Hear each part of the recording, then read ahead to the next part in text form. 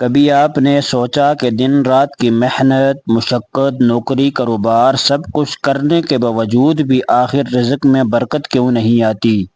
کبھی آپ کا مال آتے ہی کہیں غائب ہو جاتا ہے، کبھی گھر کا راشن کم پڑ جاتا ہے تو کبھی بیماریوں پر خرچ ہو جاتا ہے۔ آپ کی زندگی میں شاید وہ نظر نہ آنے والی رکاوٹ ہے جس کا حل دوا نہیں، دعا ہے۔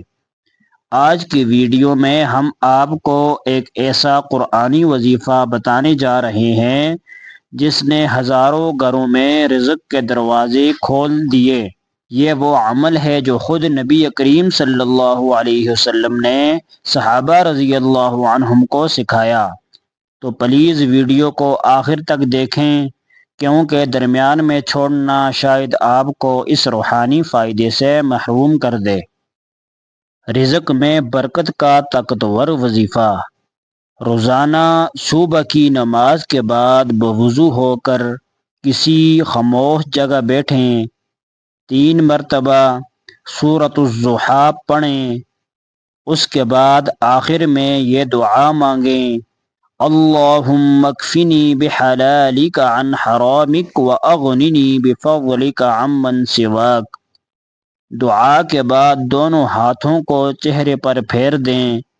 یہ عمل لگاتار 21 دن تک کریں، جس سے آپ کو یہ فائدہ ہوگا: رزق میں کشادگی، بے برکتی ختم، کاروبار یا نوکری میں ترقی۔ تو میرے عزیز بھائیوں اور بہنوں، اگر آپ واقعی چاہتے ہیں کہ اللہ آپ کے رزق میں برکت ڈال دے تو اس چھوٹے سے عمل کو معمول بنا لیں۔ اللہ کی رحمت کسی بڑے کاروبار یا سیلری کی محتاج نہیں، بس نیت، اخلاص اور استقامت کی ضرورت ہے۔ ایک بار پھر عمل کو یاد کریں، نوٹ کر لیں اور شروع کریں۔